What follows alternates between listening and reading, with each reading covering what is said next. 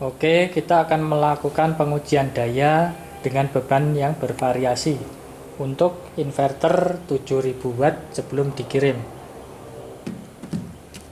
Nyalakan dulu inverternya, kemudian osiloskop. Oke, beban load sudah tersambung, belum diaktifkan. Ini ada beberapa beban load yang bervariasi, mulai dari beban resistif. Beban resistif itu beban yang kompor heater ya, ini beban kompor heater resistif. Kemudian resistif itu pasti power faktornya 1 karena bagus, hanya menyebabkan arus yang stabil dalam fase yang sama. Kemudian beban induktif, ini ada beban motor. Untuk induktifnya ada motor listriknya, ini menyebabkan arus yang tertinggal di belakang tegangan menghasilkan power factor yang lebih kecil dari 1. Jadi ada lag di arus di power factor di pasanya. Kemudian beban kapasitif, ini beban yang mendahului tegangan, arusnya mendahului tegangan. Power faktornya juga di bawah 1. Ini kompor listrik yang tipenya bisa di-adjust untuk panasnya. Jadi dia ada noise-nya. Ini harmoniknya, distorsi harmonik juga lebih tinggi. Ini lebih tinggi, yang tidak arus dan tegangannya tidak dalam bentuk sinusodial yang murni. Arus dan tegangannya tidak dalam bentuk sinusodial yang murni ketika kita hanya menyalakannya kecil. Menyalakannya misalkan hanya 2, 3. Nah, ini power faktornya rendah. Tapi semakin kita naikkan sampai maksimal, itu menjadi beban resistif seperti yang di sini. Tapi kalau kita turunkan, ini jadi beban yang punya distorsi harmonik yang arus dan tegangannya tidak berbentuk sinus. Jadi nanti di inverter dia power faktornya itu di bawah 1. Nah, ini cuma 0,59. Power faktornya 0,59. Coba saya naikkan lagi di 5. Kita lihat. Nah, ini power faktornya naik sekarang 0,8. Sekarang kan saya naikkan lagi, maksimalnya 7. Coba maksimalnya 7.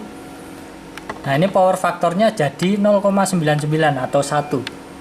Gelombang sinusnya masih tetap stabil. Coba saya turunkan power faktornya, apakah gelombang sinusnya jadi pengaruh? Kalau pengaruh berarti inverternya kurang bagus. Ya, ini ada pengaruh sedikit, tapi tidak begitu mempengaruhi bentuk asli. Nah, ini ada beban yang tidak sinus pada beban arus dan tegangan loadnya. Power faktornya 0,9, tapi masih bagus untuk bentuk gelombang.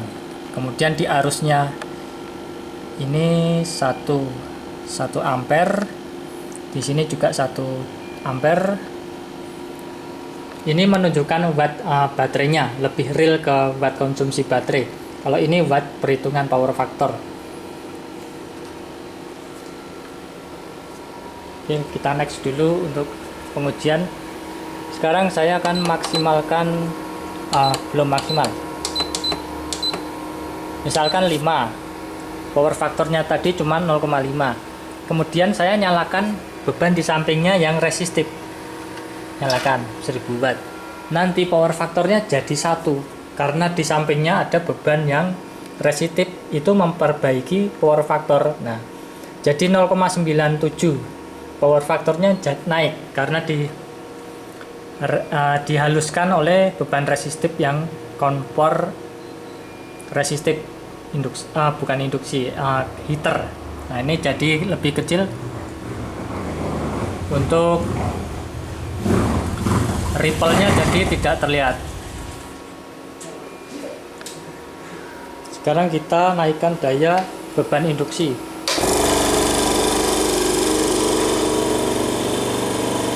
Di sini terbaca 2247. Di sini juga masih, karena power faktornya cukup bagus 0,9,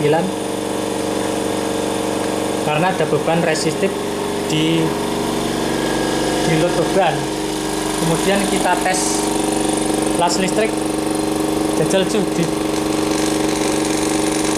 ini ampernya 125, merem guys. Oke, terus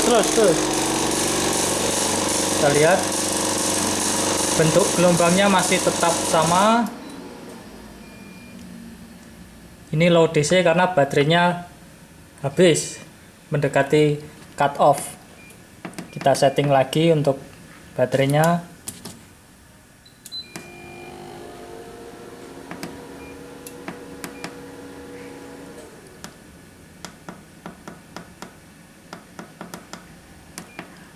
Yang EOD, nah kita turunkan dulu,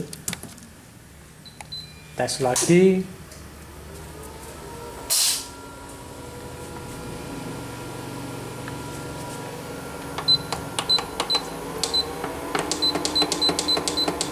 Maksimum daya entek ya lase, yuk naik yuk.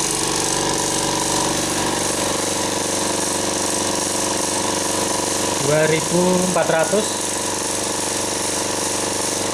Cek yo saya ini las listrik ya, gelombangnya masih sinus mulus saat ngelas. Oke, ini settingan overbathnya nanti bisa disetting. Oke, cukup sekian untuk pengetesan. Terima kasih.